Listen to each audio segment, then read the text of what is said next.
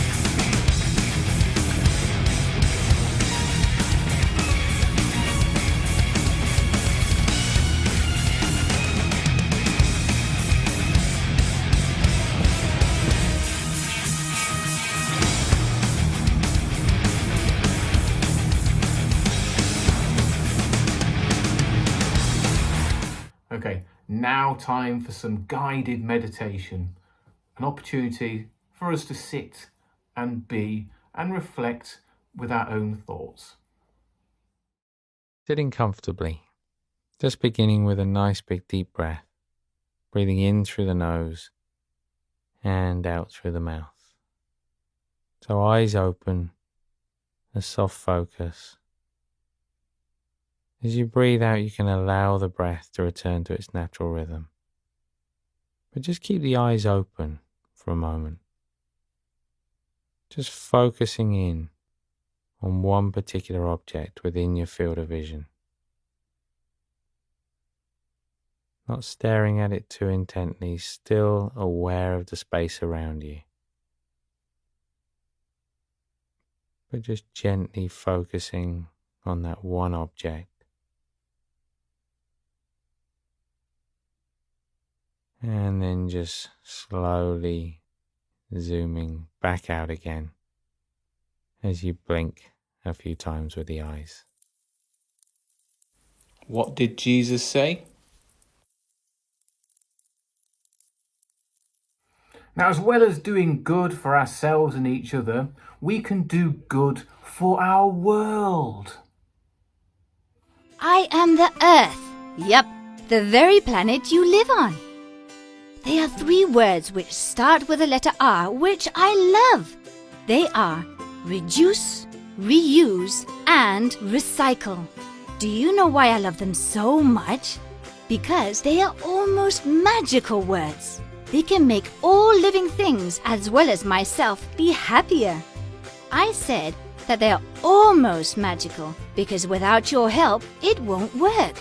They need all of you children in order to do the trick. Each and every one of you are the real 3 R's magicians, those 3 words which can change the world.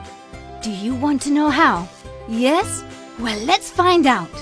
The first R is for reduce. If you think about it, there are many things you don't need. When you go to the supermarket, I'm sure you can take your own canvas bags instead of using disposable ones given to you. Like that, you will be reducing the amount of plastic, which is very contaminating.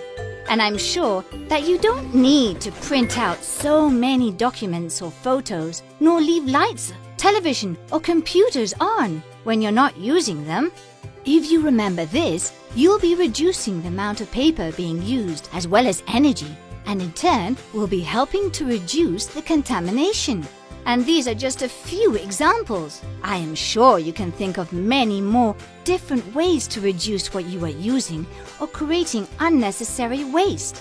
The following question will help you with this task. Do I really need this, or is this just a whim? The second R is for recycling. Now, it is easier than ever to recycle things we don't need anymore so that they can be reused. Near your home, you can find places like the recycling station and containers for cans, plastic, paper, or organic waste.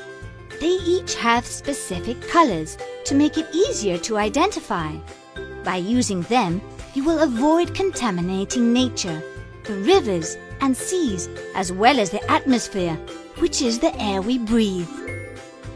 And finally, we have the third R, which refers to reuse. How many things do you think we can reuse again and again instead of throwing them away? Let's see. A piece of paper that has only one side printed on, a carton box, a plastic bottle. You think now.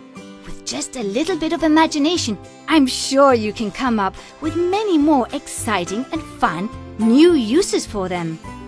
And remember, if you apply the 3 R's rule, you will make me a much cleaner planet, with less contamination and where we can all enjoy a better life. Because, as you know, children can make the world of difference. Our world is a wonderful place, and nobody stands alone.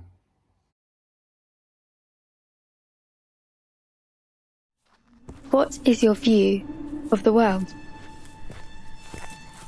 How do you see things? What makes you who you are? On what do you base your decisions? Why did you react like that? Do you believe in God or a higher power? Or do you see the world as a cocktail of chance and accident? Everyone has a worldview, whether religious or not. Each individual sees the world through a certain lens. It may be shaped by your upbringing, surroundings, or religion, and it can change as you move through life. Worldview can be both personal and organised. It is your attitudes and deeply held beliefs. It shapes how you live. It is important to think about your own worldview. Where do you think truth lies? What about the worldviews of those around you? Do you understand them? They may not be as similar to yours as you expect, or perhaps your worldviews will be more alike. Some people may feel that life is about success and improvement, being the best you can be, and some think it's about helping the most vulnerable in society. Others may believe belonging to a group is vital for finding meaning, while another treasures belonging to the earth in all its beauty. And still, most of us will not see the world through only one lens, but rather through a blend of multiple visions. In an increasingly pluralistic society, understanding the world around us means realizing that there is no neutral perspective. Nobody stands nowhere. Do you know where you stand? And why?